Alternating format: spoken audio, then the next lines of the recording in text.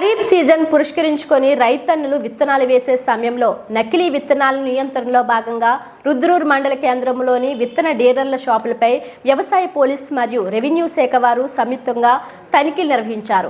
ఆయా షాపులలో ఉన్న విత్తనాలను పరిశీలించారు. రైతులకు విత్తనాలు కొన్న రైతులకు రసీదులు తప్పనిసరిగా ఇవ్వాలని వారు డీలర్లకు తెలియజేశారు.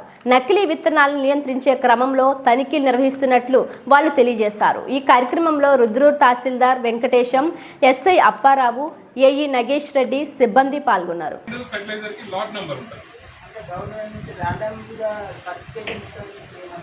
లేదు, ఇప్పుడు అది సర్టిఫైడ్ సీడ్ అనేది ఇప్పుడు ఎవరికి ఇవ్వట్లేదు. ట్రూత్ఫుల్లీ లేబుల్డ్ అని ఉంటుంది, టీఎల్ నమ్మకం మీద ఉన్నది. బట్ అయినా కూడా ఈయన రెస్పాన్సిబుల్. ఈయన ఒక బిల్ ఇస్తాడు ఫార్మర్కి, రేపు తెల్లారు ఏదైనా సీడ్ ఇష్యూ వస్తుంది. ప్యాడీలో జనరల్గా రాదు, వస్తే ఫస్ట్ వచ్చే ఇష్యూ ఏంటంటే జెర్మినేషన్ ఇష్యూ. ఆయన ఎప్పుడైతే నారుమడి పోసుకుంటాడో జెర్మినేషన్ ప్రాపర్గా రాకుంటే రెస్పాన్సిబుల్ అయ్యి రిటర్న్ చేస్తారు, కంపెనీకి మాట్లాడి సెటిల్ చేస్తారు.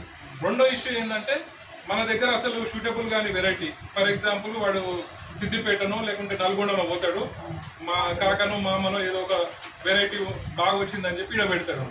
ఆ వెరైటీ ఈ ఏరియాకి సెట్ కాదు.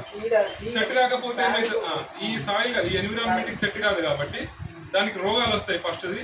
రెండోది ఏంటంటే అది పాలు పోసుకునే దశకి ఇక్కడ ఉన్న టెంపరేచర్ సెట్ కాక పాలు పోసుకోవాలి. ఇక రైతు ప్యానిక్ అయిపోయి నకిలీ విత్తనాలు